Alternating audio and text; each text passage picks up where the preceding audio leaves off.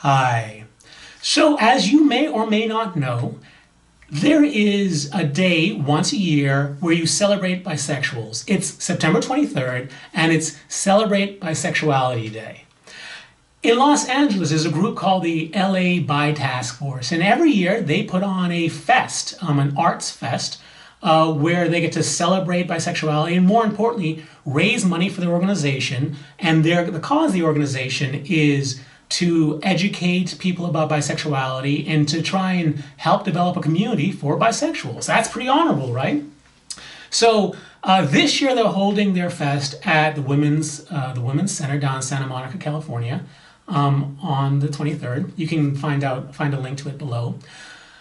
But that's really not the point of this particular video.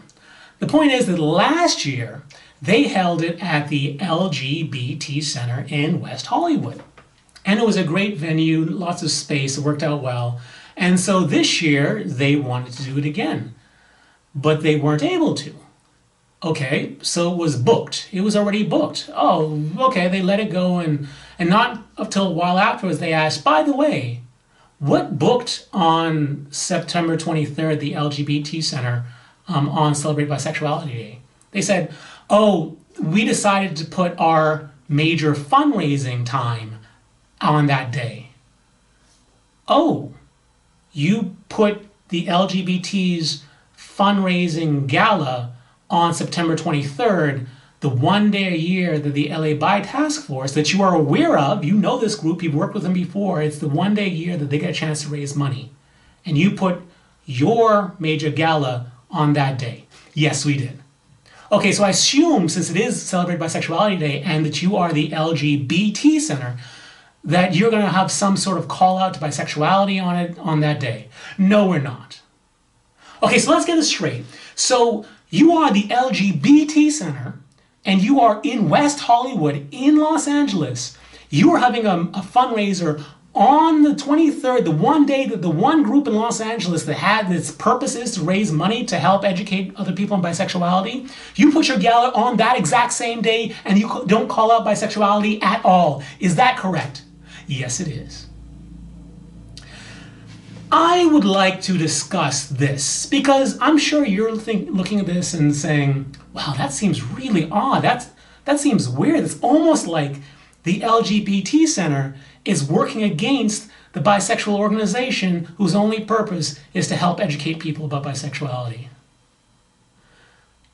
Did you know that in large organizations like, let's say, an LGBT center in a major center like West Hollywood or San Francisco or New York or Miami, it isn't all just volunteers.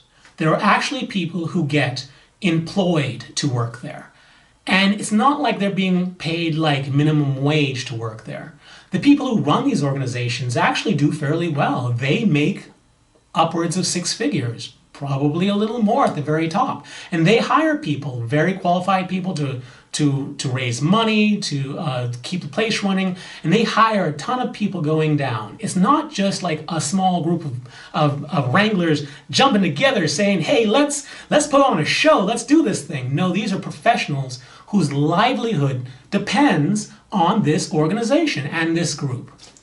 At the top, they make a fairly good amount of money, and it goes down from there. Now, let's say that you are part of this group, and you run a center like this. And you say, you know what, I need to hire some people.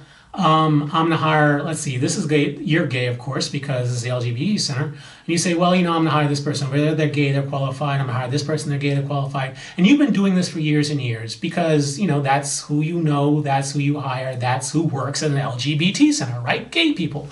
And then bisexuals come around and say, hey, I don't think that you guys are actually in the majority here. Maybe we should actually take a look at the actual community and see what the demographics of our community is. And then the study comes back and it turns out that bisexuals outnumber gay and lesbians 2 to 1. What do you do then? If you are a head of a large organization like an LGBT center, you've hired nothing but gay people and maybe the token bisexual here and there, and then you find out the community you're supposed to be serving is 2/3 bisexual. What happens to your sense of fairness if that happens? Do you go, oh, you know what? I have to fire these people, even though I hired them, even though these people have become my friends, even though I've gotten to know their spouses, and I know they have mortgages, and I know they might have kids they have to send through college, even though that's all a fact, I'm going to fire all those people and make this organization reflect the community that we serve. Are you going to do that? Boy, you are a bigger person than everyone else in the world if you do, because you know what's happening next. Eventually, a person's going to say, well, I don't get it. If bisexuals represent 2/3 of the community, why is there a gay person running the LGBT center? And then what happens to you? What happens to your livelihood? What happens to all those things that you've come to depend on? Is it really incentivizing for gay people to support the bisexual community? Is it in their interests? I once said, let's take the B out of LGBT. Okay, so let's take another example. That is what it is. Have you ever heard of something called a gay bar? I assume that you have. There's probably even one somewhere near you. I ask you, how much money do you think that gay bar makes in a night? On a good night, let's say Friday night. Because I know I worked on a restaurant once, it wasn't that, but it was popular, but wasn't that popular, and they would make up to $20,000 a night. That's pretty good, right? Every single busy night. That adds up to a lot in a year. Okay, so let's say that the gay bar or gay club in your area is popular. Are they making more than that a night? Because a lot of clubs are. A lot of clubs are making way more than that. So those clubs have owners. Those owners make a lot of money and have a very established lifestyle. Do they want to give up that for any reason? No. And what could they say? Well, you know what? We employ a lot of people. Do we want to let all of our employees, have to find another job? No, we care about our employees. So we are incentivized to keep the gay bars working and functioning and succeeding the way they are. Now, how many gay bars are there in the United States of America? When you add up how much money they are all making, how big do you think that number is? Hundreds of millions? Probably. Now, let's think about the entire world. How many gay bars are there in the entire world? And when you add up the amount of revenue that those companies make, what number is that? Don't know, but you know it's big. But let's not stop there. Let's talk about gay neighborhoods. You know what they are. They're places like West Hollywood and the Castro District in San Francisco. There are places in Chicago, New York, and all the major cities. There are even small ones in minor cities and minor states. Okay, so what about them? Well, every gay community has at least one restaurant, has at least one shop, maybe a bookshop or whatever else, and it has one sort of tchotchke sort of store. All of them do.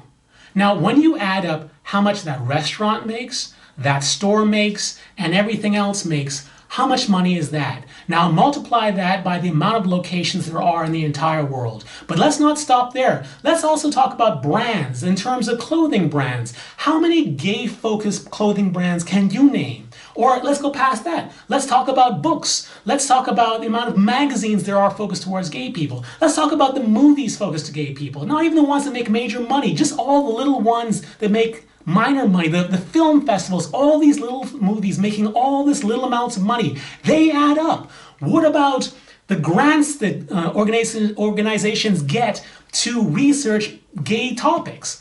What about all the little tchotchkes you see, like gay flags? All these things cost or generate money. What about all the t-shirts? Now let's go past that.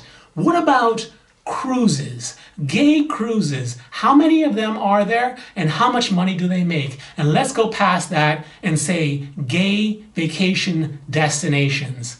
How much money do these people make? And when you add up all those numbers together, how big is it? I'm gonna wager it's a few $billion. So when you think of gay, what you think of is the front-facing idea of gay is probably a kid in high school who got picked on. That's what you think of as gay. But what gay really is an industry. It's a multi-billion-dollar industry. And at the top of all of those companies and all these people making millions of dollars off of books, off of clubs, off of bars, organizations that take in tens of millions of dollars every year in donations and all that stuff. Who's running all these organizations? They're gay people. So I ask you, what incentive do all of these people have in promoting bisexuality, which is another brand? Gay is a brand. You don't believe me? Check out YouTube. Bisexuality? Is it a brand? I don't know, but it certainly is a competition. Competition, you might say? Well, let's explore that idea. Let's look at gay as an industry. Let's look at it as a business. And let's ask ourselves, how well is the gay industry doing? When I was a kid, I was in the 11th grade, and that was the first time I ever heard a statistic about gays. And someone came into class and they said, did you know that 1 in 10 people are gay? That's right, 1 in 10 people are gay. That was a very well accepted statistic for many, many years. And then 10 years or so after that, I learned that that statistic isn't exactly true. What they did to get that statistic was they included everyone else who has ever had any sort of same-sex thought or same-sex behavior. And when you add all those people up, then it equals 10% of the population. So when you are a business and your target market is 10% of the population, and you manage to convince everyone in that market that the only way you'll be able to celebrate your own identity is to go to a gay bar, is to go to a gay bookstore, is to travel to a gay location, and is to go on a gay cruise, your business is doing very well. But what happens when a pesky bisexual starts saying, let's look at those numbers again. Where are the demographics actually? It turns out that, according to the CDC, gays don't represent 10% of the population.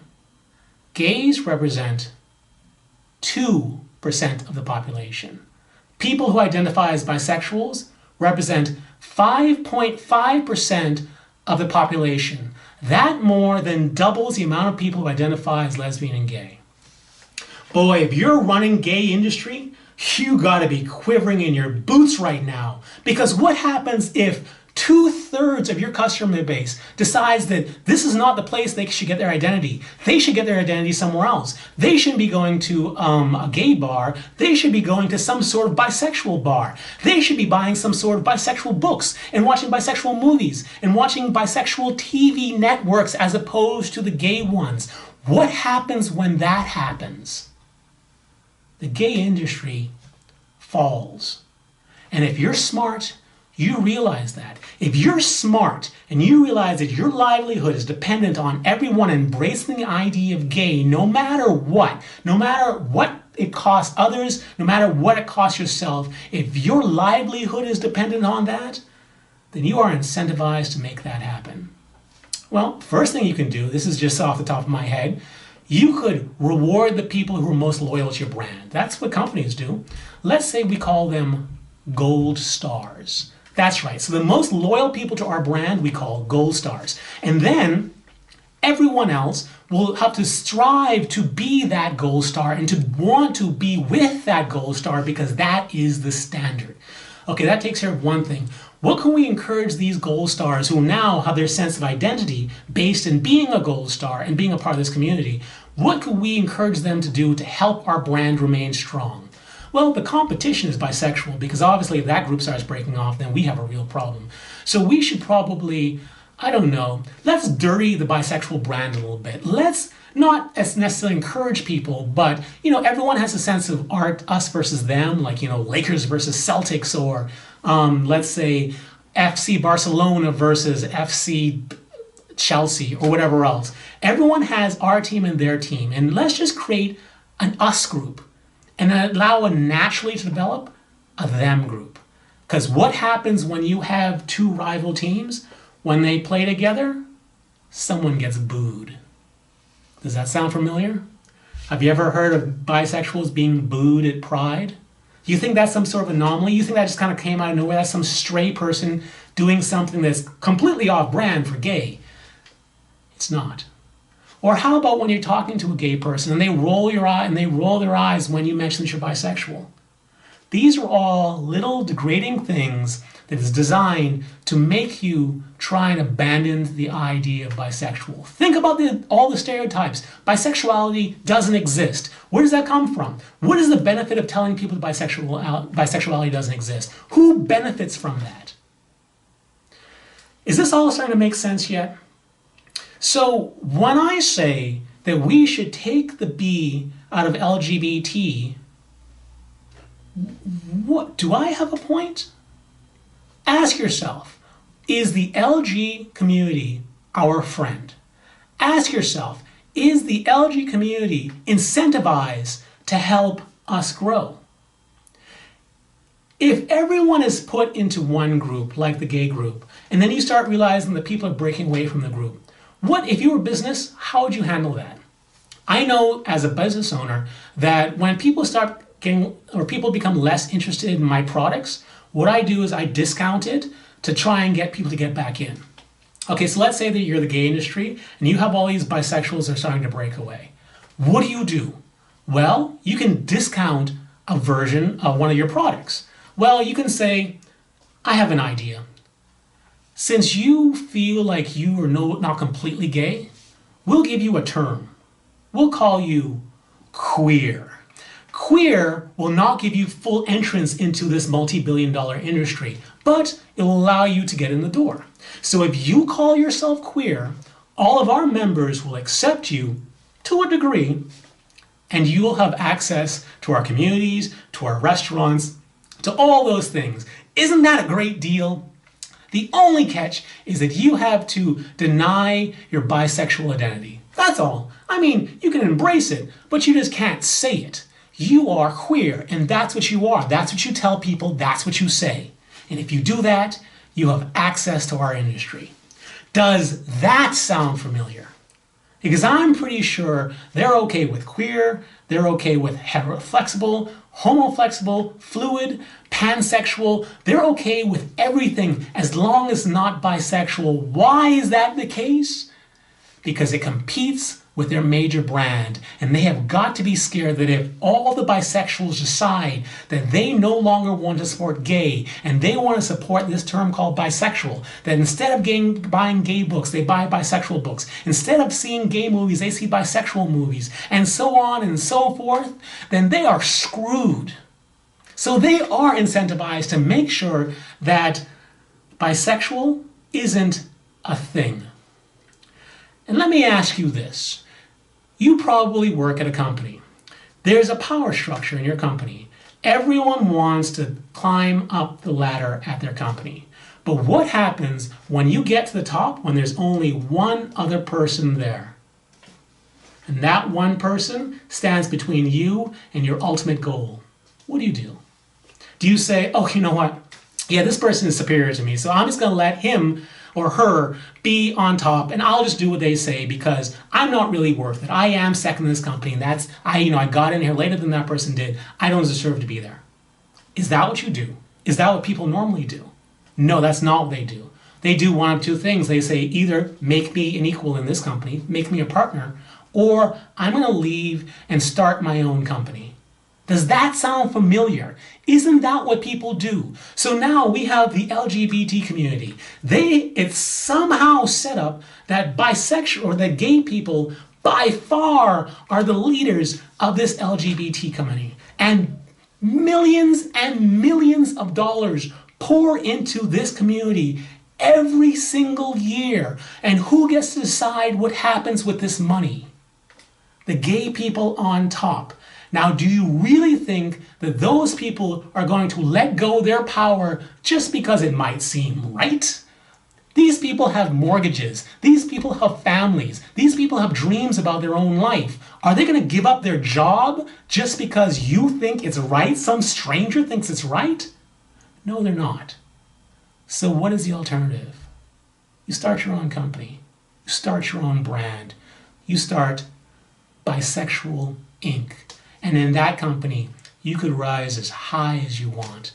And because you have such a large market share, you know that the sky is the limit.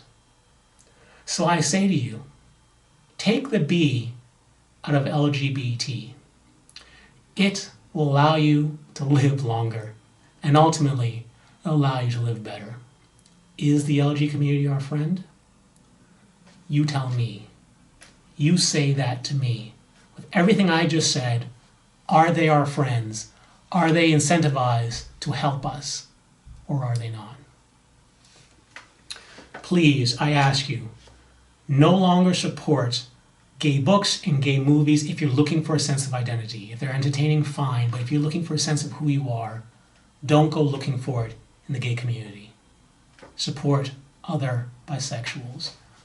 Don't go to LGBT centers if you can help it. In the description below, I list every bisexual group that I have found in the world. Go to those people first, because I can tell you as a fact that even in these large centers that have bisexual groups, they're not always trained, the moderators aren't always trained to give you a safe situation. They're not. So that's the video. If you like it, please give it a thumbs up and share it, because this is an important topic. And until the next video, stay cooler, my bisexual friend. Stay cooler. Bye.